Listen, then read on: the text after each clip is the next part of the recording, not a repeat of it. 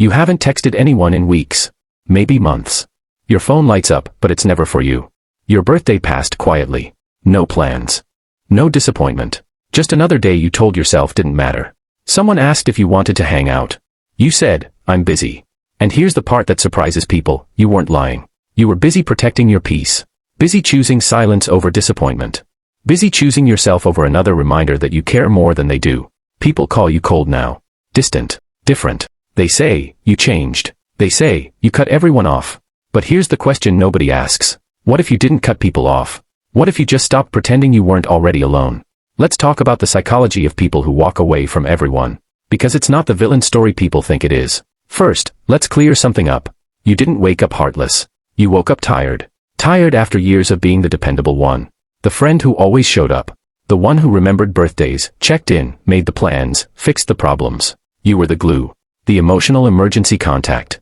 The person people leaned on when their life fell apart. And for a long time, you didn't mind. Because being needed felt like being valued. Then one day, you needed something. Support. Understanding. Presence. And the room went quiet. Maybe one short, "Sorry to hear that," text. Maybe a promise to call later. They didn't. That's when something shifted. Not dramatically. Not all at once. The math stopped making sense. Your mind started doing something subtle but powerful. A cost-benefit analysis. How much energy does this take? How often do they show up for me? How many times am I the one reaching out? You didn't sit down and decide to change. Your nervous system did it for you. Every interaction started to feel heavy. Every relationship felt one-sided. You noticed patterns you used to excuse. You were always the one initiating. Always adjusting your schedule. Always shrinking your needs to keep the peace. And when you finally looked honestly at how often they did the same for you, there was nothing there. That's where psychology gets interesting. Your nervous system, whose only job is to keep you safe, started recognizing a pattern. Every time you let someone in, every time you showed up fully, you ended up alone holding the aftermath. The friend who disappeared when you got depressed. The partner who left when things got hard. The people who loved you when you were useful, not when you were human. Your brain learned something simple and terrifying. Connection leads to abandonment. So you did the only thing you could control. You controlled the exit. People call it self-sabotage.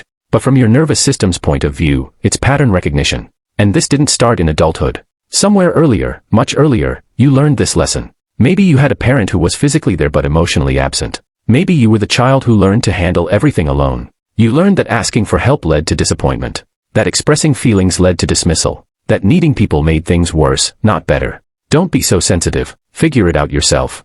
Not now. Or worse, silence. Your nervous system absorbed that information while it was still forming. It learned what connection costs. It learned what to expect. Those early experiences became your blueprint. They shaped what love looks like.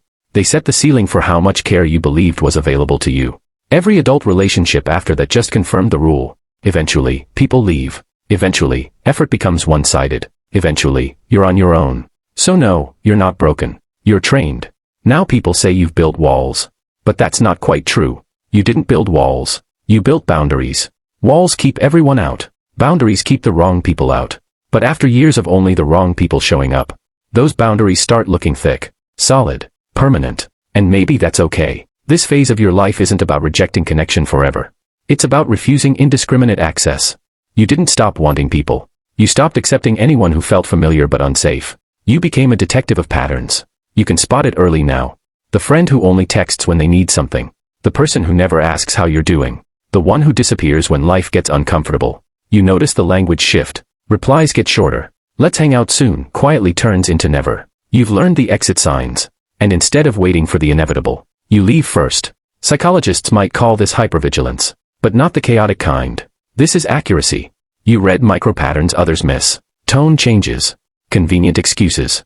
Effort that only flows in one direction. Your pattern recognition isn't pessimism. It's data collection. And the data keeps proving you right. So you stop initiating. You stop trying. You stop explaining. You wait to see who notices. Most don't. And that tells you everything. Here's the part people don't understand. The loneliest you ever felt wasn't after you cut everyone off. It was before. Sitting in rooms full of people who didn't see you. Being in relationships where you still felt alone. Laughing while feeling invisible. The isolation didn't create the loneliness. It just stopped pretending the loneliness wasn't already there. You thought being alone would break you. The solo holidays.